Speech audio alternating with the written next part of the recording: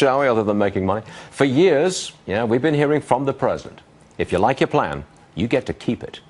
Now we're hearing that 10 million people, maybe more, will lose their health coverage. And the White House knew this 3 years ago. So is the White House, the administration, telling the truth? All right, Judge Andrew Napolitano is here. Notice I did say the administration, the White House, not the president. Well, if I may, I would extend it directly to the president, because the president said this very emphatically, and he used a word that we often use to emphasize the seriousness and precision with which he spoke. Here's what he said. If you like your doctor, and if you like your health care insurance policy, you can keep them. Here's the word. Period. Yeah.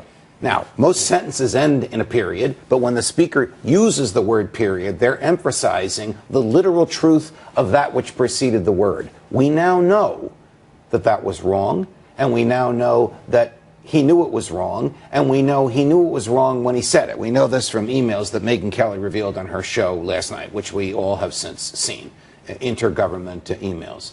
So this is often fascinating. But the president, government lying. But are you sure that the president knew that you couldn't keep your plan? 10 million people could not. Well, okay. Do you know that the president knew I that? don't know personally what the president knew, any more than I know if he knew that when he spoke to Angela Merkel from his cell phone to her cell phone, the NSA was listening to both of them. I don't know what he knew and when he knew it, but I know what he has an obligation to know.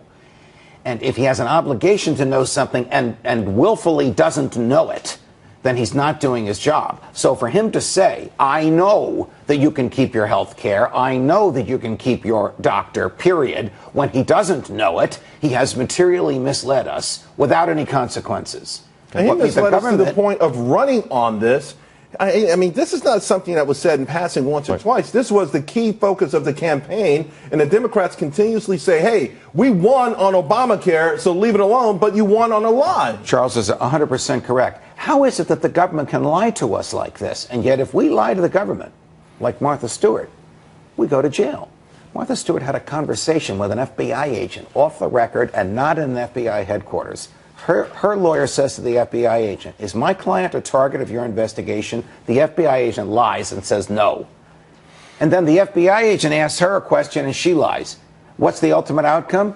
She goes to jail, the FBI agent stays in the job. So how is it that the president can blatantly lie to us like this, but if a citizen lies, the citizen goes to jail? Well, I can't explain why, but I think the end point may be that the president loses his political credibility and that the establishment media turns against him. And they have begun to do so. If you look at the Washington Post in the past 2 days, they are aggressively pursuing And this story of 10 million people, they will lose it. It's a huge, and it was from NBC. The cheerleaders for Obama. The use of the word period implies what I've told you is absolutely certain. Take it to the bank. Real fast, I've got to talk to you about the Virginia gubernatorial election. Yes. The Democrat, Terry McAuliffe, has, I believe, 45% of the vote as we speak. Mr. Cuccinelli, the Republican candidate, he has 35%. And a Libertarian has 10%. Yes. I blame you for the McAuliffe victory because the Libertarians are splitting the vote on the right and allowing a collectivist to walk in the door. He is a collectivist and in my opinion, is corrupt, not in the sense of bribe corrupt, but in the sense of crony capitalism corrupt. Okay. He believes that the government can pick winners and losers. We're talking about McAuliffe. But I dispute you on whether libertarians take votes just from conservatives.